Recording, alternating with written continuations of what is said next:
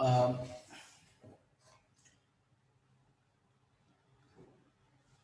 Hello, Yes, sir. hear me? हाँ बेटे, answer इसका बी दिया हुआ है क्या? So D option. D option. D. Okay, D option मतलब -1 पे कट करेगा, ऐसा कह रहे हैं.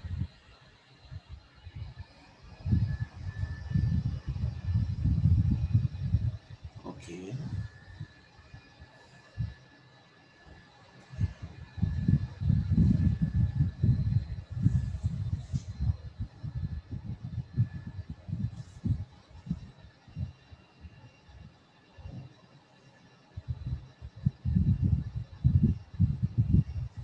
फाइन.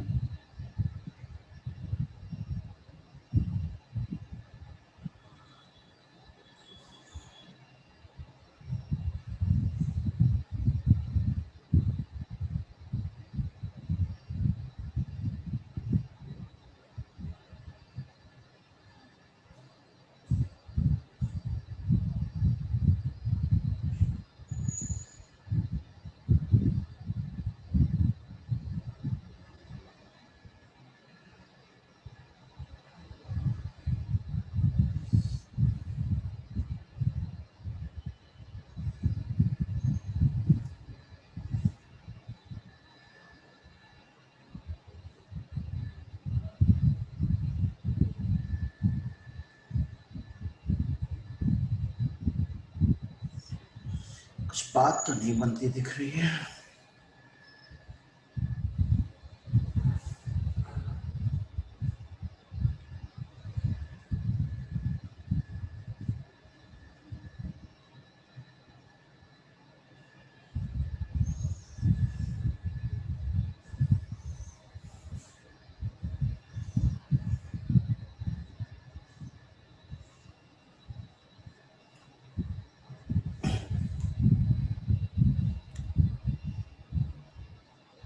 सर एक तरीका तो है वैसे क्या?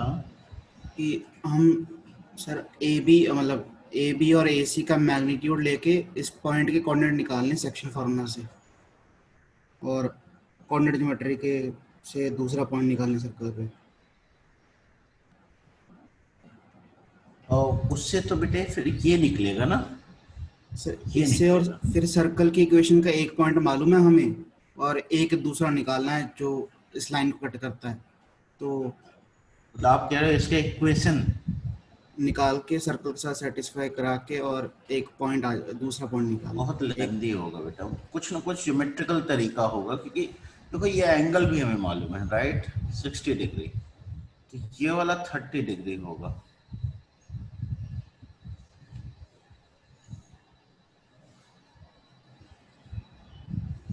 ये 30 डिग्री होगा. और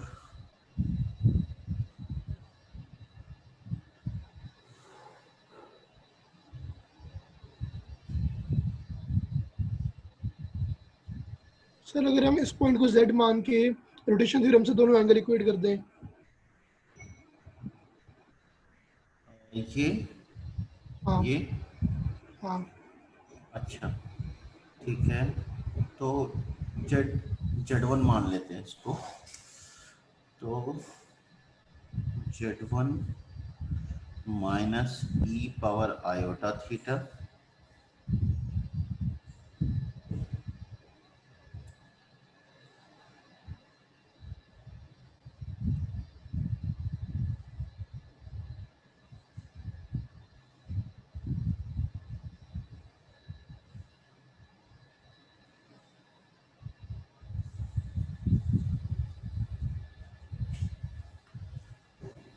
कुछ और आसान लगेगा बेटे इसमें.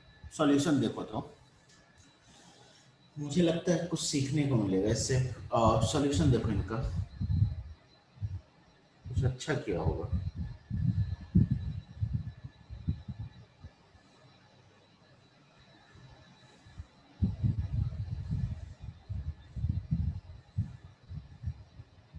जिसको हमने Z1 मानना है, इन लोगों ने D पॉइंट मान लिया उसको। O ओरिजिन है, okay DOB equal to COD equal to angle A। DOB, इसको D मान लिया, मतलब जो भी पॉइंट पे कट कर रहा है इसको D मान लिया, तो DOB, DOB, yes sir. DOB, हाँ, equal to DOC DOC, equal to angle A।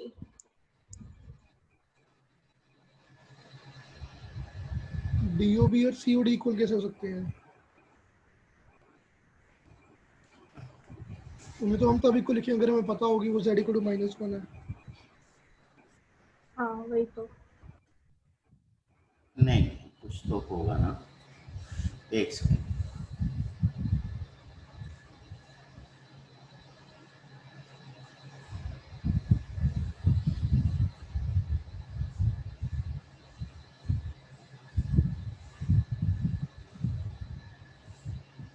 BC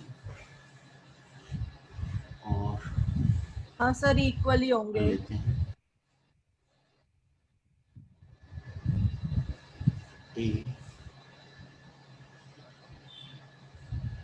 हाँ फिर देखिए मेथोलॉजिक, तो जो हमारी DC कॉर्ड है वो 30 डिग्री सबटेंड हाँ कर रही है, हाँ तो फिर DOC एंगल A हो गया उसका डबल। हाँ 60 डिग्री हो गया, वैसे ही और दूसरी ये साइड। वाली कार्ड भी 6, यहाँ पे 30 सबटेंड कर रहा है तो यहाँ पे 60 सबटेंड करेगा, और इक्वल एंगल सबटेंड कर रहे हैं तो ये कार्ड्स भी इक्वल होंगे, और ये कार्ड्स इक्वल होने का तो एक ही तरीका है कि D यहाँ पे परफेक्ट है लॉजिक।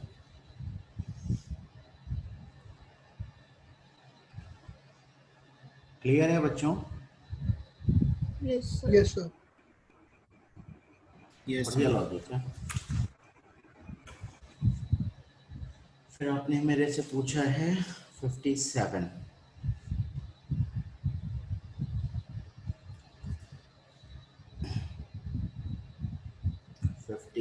में हम कह रहे हैं locus of Z if argument of Z minus 1 plus iota equal to 3 pi by 4, कुछ कंडीशन दी गई है, और माइनस पाई बाय 4 कुछ कंडीशन दी गई है।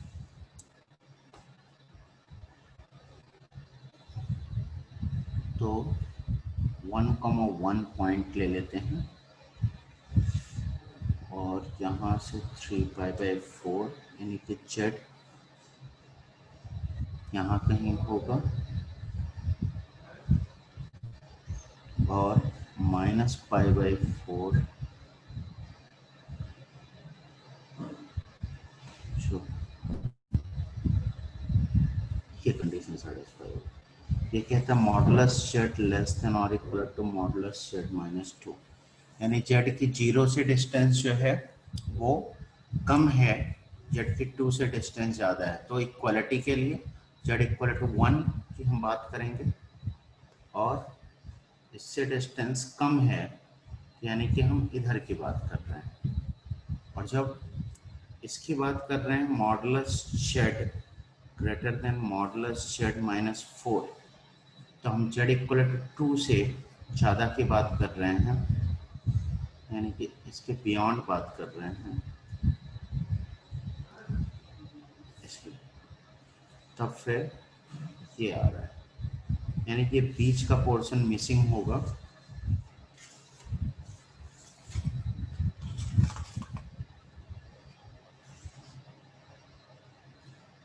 डी आंसर सही होगा बेटे। Yes sir. समझ में आई बात बच्चों? Yes sir. ये बीच का पोर्शन मिसिंग है ना,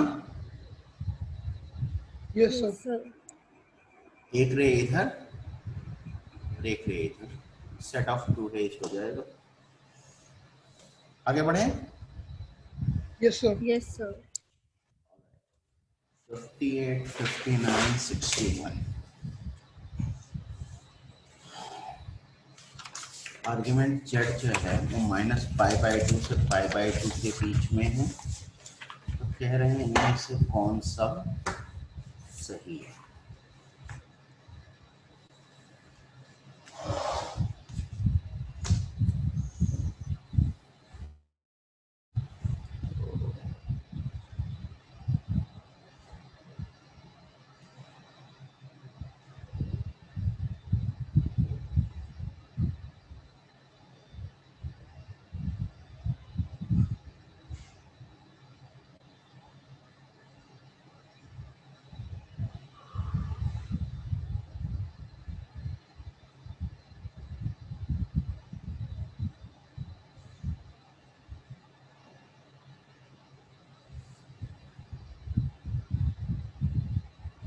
देखो बच्चों, जेड को हम RE⁻I⁴ मान सकते हैं।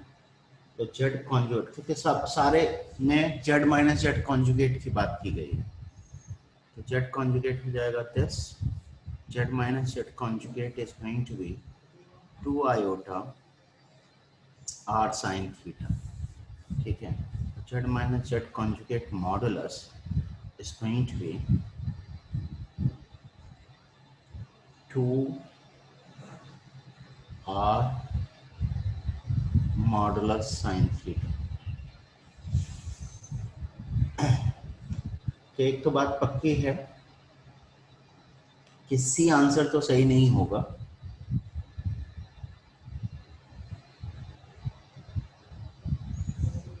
मॉडुलस जेड तो इन्वॉल्व होगा ही होगा।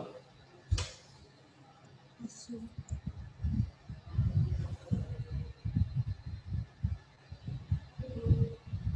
आंसर इन्होंने ए दिया है। Yes sir. ए सही होता सी दिया है, अगर, हाँ क्या दिया है, आंसर सी दिया है। सी तो हो ही नहीं सकता बेटे। A दिया है।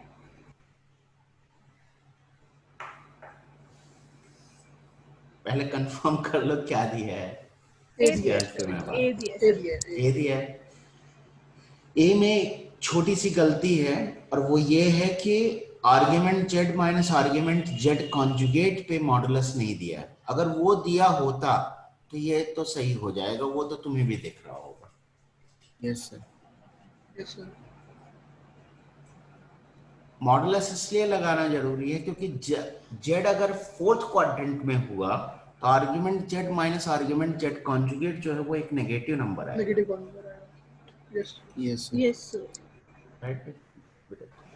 और बाकी तो दिख ही रहा होगा कि मॉडुलस साइन थीटा जो है वो लेस देन और equal to modulus theta modulus होगा। थीटा। Yes yes sir. हाँ, तो बस इतनी सी गड़बड़ है। वो अगर उस पे भी मॉडुलस लगा दिया जाए तो ए आंसर सही होगा, अदरवाइज कोई नहीं सही होगा, तब डी सही होगा।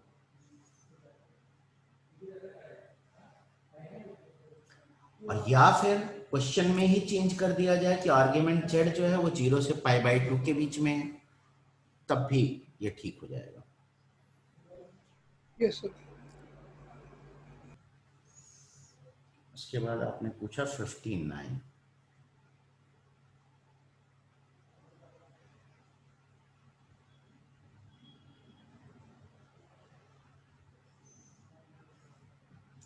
जेड फोर्थ क्वाड्रेंट में है।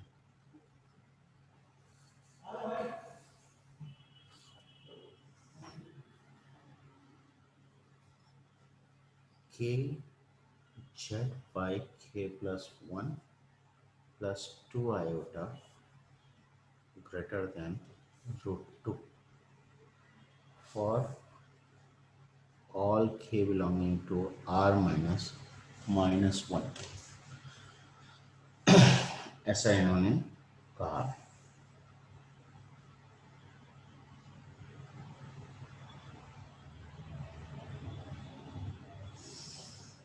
तो -2 आयोटा से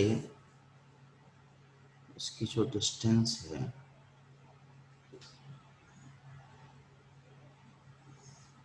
-0, -2 से जो डिस्टेंस है वो √2 से हमेशा ज़्यादा है।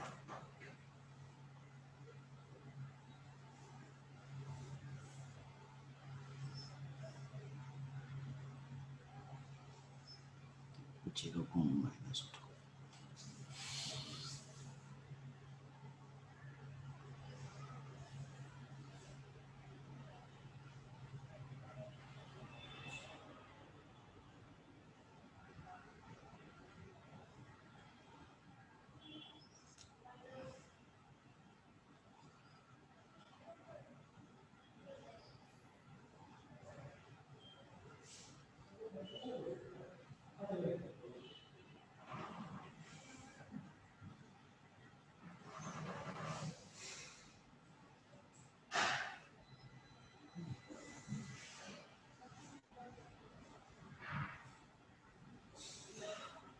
यानी कि kz/z+1 जो है यहाँ पे लाई करेगा।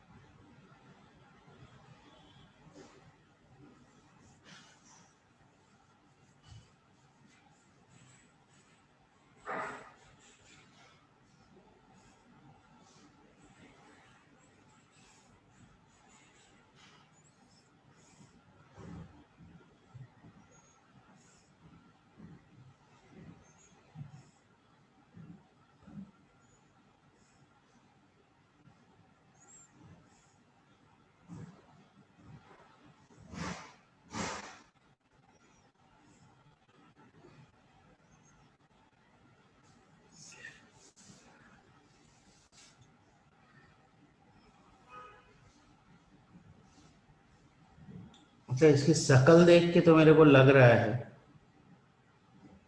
कि या तो ए आंसर होगा या फिर सी आंसर होगा। और अगर ज्यादा क्लियरली मैं बात करूं तो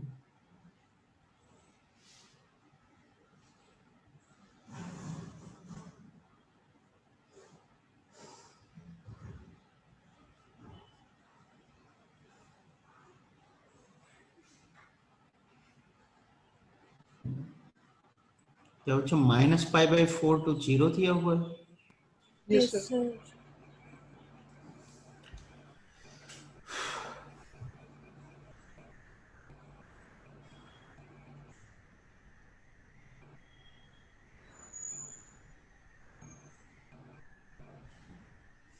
बस एक छोटा सा डाउट मेरे दिमाग में आ रहा है कि k/k+1 जब नेगेटिव होगा,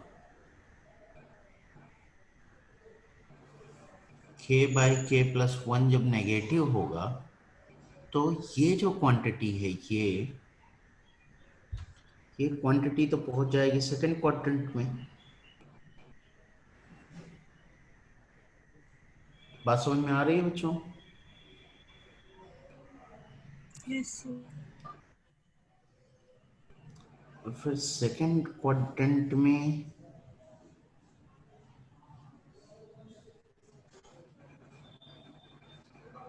अच्छा, अगर सेकंड क्वाड्रेंट में हो गया तब तो ये सही होगा ही होगा।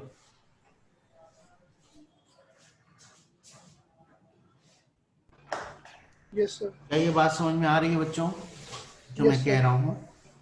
Yes sir. अगर सेकंड क्वाड्रेंट में हो गया तब तो इस सर्कल के बाहर ही होगा,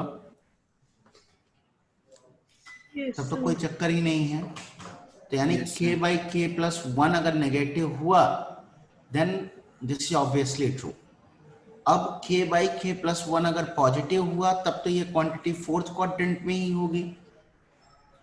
yes sir. Yes sir. Yes sir. और ये k की हर वैल्यू के लिए सही है।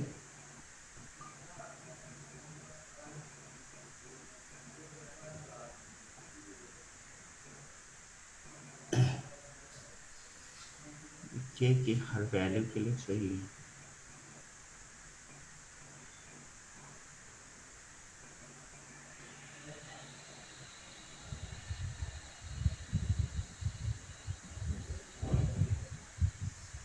नियरेस्ट, ये मतलब ये तो तुम्हें समझ में आ रहा होगा कि -π/4 कंक्लूजन पे मैं कैसे पहुंचा हूं। Yes Yes, sir. sir. कि बेसिकली मैंने टेंजेंट लिया है, लेकिन मैं प्रॉपर लॉजिक नहीं दे पा रहा हूं बच्चों कि why must be like this.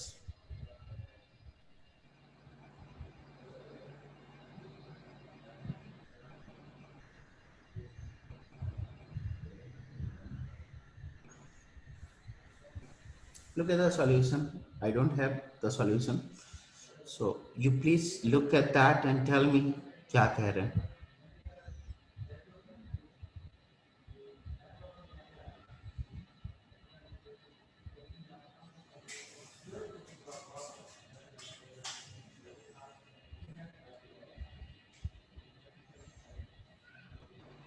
इन्होंने तो बस टेंजेंट के ऊपर वाला एरिया लिया है, उसी को -π/4 से 0 के बीच में वो तो आ ही रहा है, और वही आंसर रिपोर्ट कर दिया। इसमें के का क्या रोल है वो मेरे को क्लियर नहीं है। ये कह रहे हैं कि जो ये पॉइंट है kz/k+1 वो इस लाइन पे लाई करेगा। इस लाइन पे या उसके बियॉन्ड लाई करेगा, राइट? ऐसा Represents any point lying on the line joining origin and z.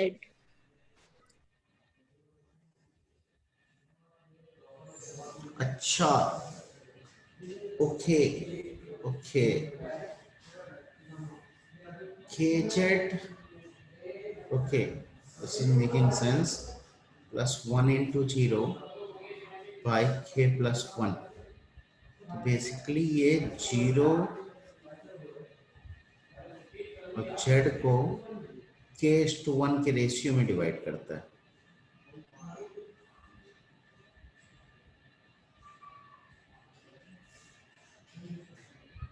Right? यही बात। Yes, sir. आइए आइए, नमस्कार रश्मि जी। बढ़िया बढ़िया रश्मि जी। डाउट ले रहा था, डाउट बता रहा हूँ, डाउट बता रहा हूँ बच्चों को। हाँ,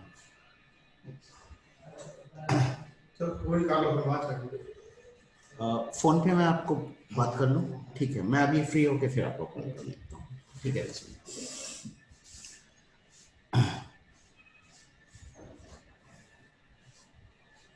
ओके, तो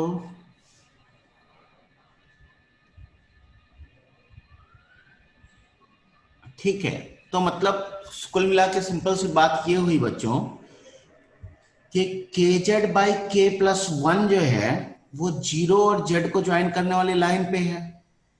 तो kz/k+1 की अगर हमने लोकेशन निकाल ली, यानी कि z की लोकेशन निकाल ली, Yes, sir. Yes, sir.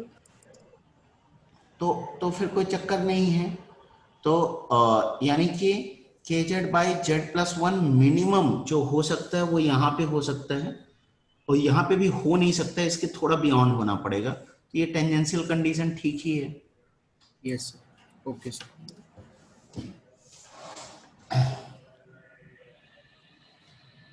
Next question is 61.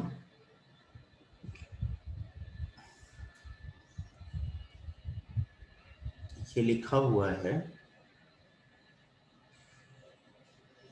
61 में iota z1 plus z2 modulus equal to iota z1 modulus plus z2 modulus।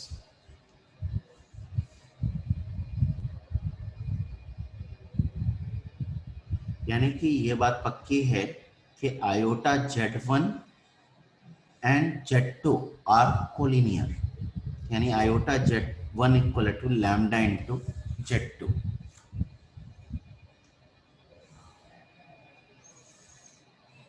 Right, okay,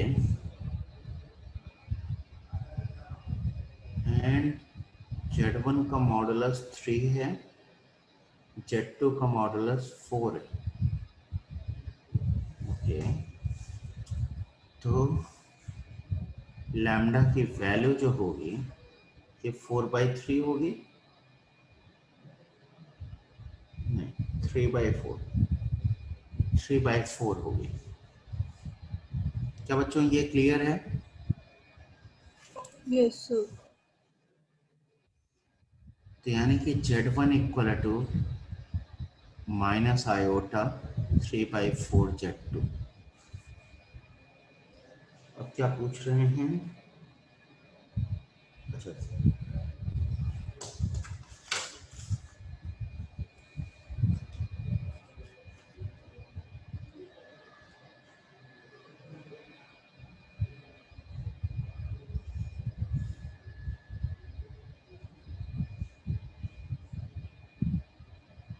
Z2 minus iota Z1 by 1 minus iota.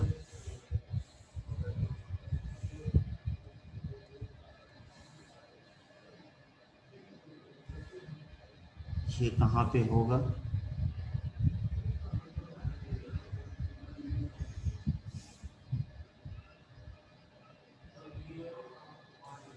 Iota Z1, iota Z1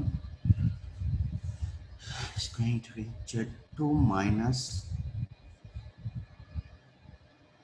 lambda Z2 यानी कि 3/4 Z2 यानी 1/4 Z2 by 1 minus iota. 1 minus iota होगा बच्चों, देखना